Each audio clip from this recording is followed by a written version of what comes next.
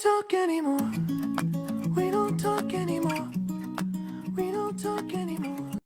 Assalamualaikum warahmatullahi wabarakatuh. Hai teman-teman, kenalkan nama saya Rizali Amelia. Nama saya Dery Emilia. Nama saya Maya Riani. Nama saya Messi Prioniska. Nama saya Cindela Kania. Di sini kami akan membahas tentang listrik statis. Komposisi dasar mendeskripsikan muatan listrik untuk memahami gejala listrik statis serta kekaitannya dalam kehidupan sehari-hari.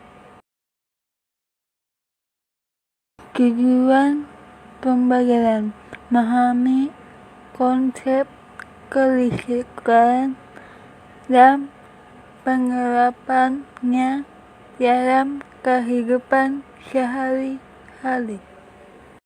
Listrik statis adalah ketidakseimbangan muatan listrik yang terdapat di dalam atau di permukaan benda.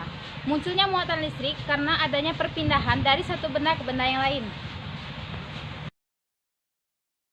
Bermuatan listrik positif dan negatif dapat dikatakan bermuatan positif apabila jumlah proton lebih besar daripada jumlah elektron, dan dapat dikatakan bermuatan negatif apabila jumlah elektron lebih besar daripada jumlah proton.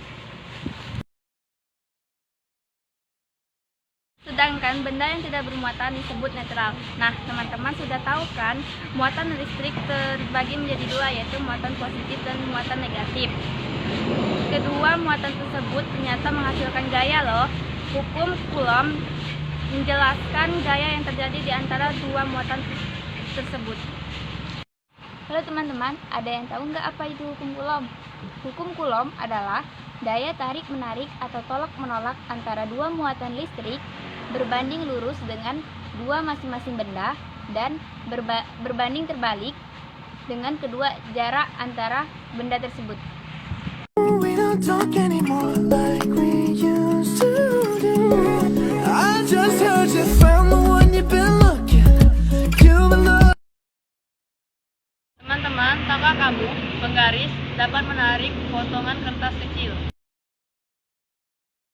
Ketika kita menggosokkan penggaris plastik ke dalam rambut yang kering, lalu didekatkan dengan potongan kertas kecil, maka potongan kertas tersebut akan lekat pada penggaris. Nah, secara tidak langsung, kamu telah mencoba muatan listrik sederhana. We don't laugh anymore. What was all of it for? Ooh, we don't talk anymore like. Tahukah kamu sepotong kaca yang digosokkan dengan kain sutra akan bermuatan positif? Dalam kasus ini, ketika batang kaca digosokkan dengan kain sutra, maka batang kaca tersebut akan kehilangan elektron yang berpindah ke kain sutra, maka batang kaca akan bermuatan positif. We don't talk anymore like we used to do. I just heard. Tahukah kamu mengapa penggaris plastik yang digosokkan pada kain wol akan tarik-menarik? Pada awalnya, kedua benda tersebut bermuatan netral. Tetapi, ketika kedua benda tersebut digesekkan, maka akan terjadi perpindahan elektron dari kain wol ke penggaris plastik yang menyebabkan penggaris plastik menyebabkan bermuatan negatif dan kain wol bermuatan positif. What was all of it for? Ooh, we don't talk anymore like we used. Teman-teman, tahukah kalian, ketika balon digosokkan pada kain wol, lalu balon tersebut didekatkan pada rambut, akan terjadi tarik-menarik. Kira-kira mengapa ya? Ketika balon digosokkan dengan kain wol, maka kain wol tersebut memiliki muatan positif, sementara balon memiliki muatan negatif. Karena kain wol kehilangan elektron yang berpindah menuju balon yang terbuat dari plastik. Rambut cenderung mudah melepaskan elektron dan menjadi bermuatan positif. Karena balon dan rambut memiliki muatan yang berbeda, di mana rambut memiliki muatan positif dan balon memiliki muatan negatif. Maka, bila keduanya didekatkan akan tarik-menarik. like we used to do. We don't laugh anymore. What was Kamu, mengapa debu bisa menempel di televisi? Layar televisi memiliki elektron yang berasal dari aliran listrik yang mengalir ke televisi, sehingga layar televisi memiliki muatan negatif.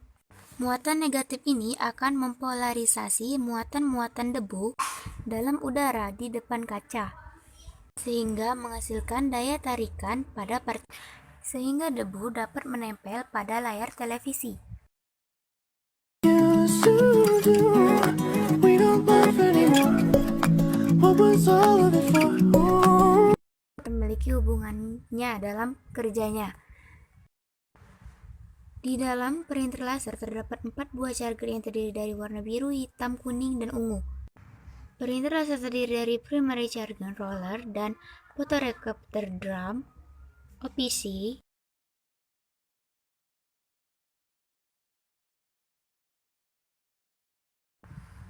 PCR berputar lalu OPC melanjutkan putaran dari PCR tersebut.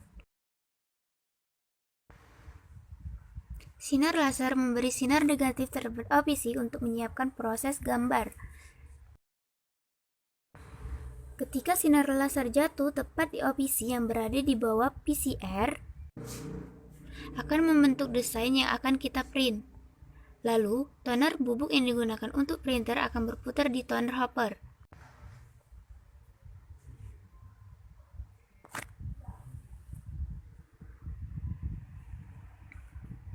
Lalu bergerak ke developer roller komponen demi komponen.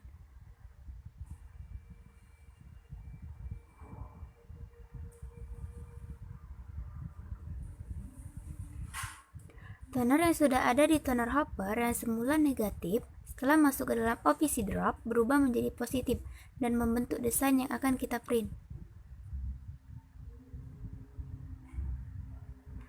Bubuk toner yang sudah melewati OPC akan ditransfer ke kertas secara langsung, lalu diproses menggunakan 4 buah charger, lalu toner akan menyatu ke dalam kertas. Sisa toner bubuk printer yang tidak terpakai di OPC drum akan bersihkan dan hilang dengan sendirinya, karena akan dihapus oleh PCR. PCR tidak mentransfer ke OPC tetapi akan bergesekan dengan developer roller dengan berputar ke toner hopper. Lalu gambar atau desain yang kita inginkan akan tercetak. Sekian video yang dapat kami sampaikan, kurang dan lebihnya kami mohon maaf. Semoga video ini bermanfaat untuk kita semua. Terima kasih. Wassalamualaikum warahmatullahi wabarakatuh. Love no bounds to me. You say that after all this time I still wonder why I can't move on.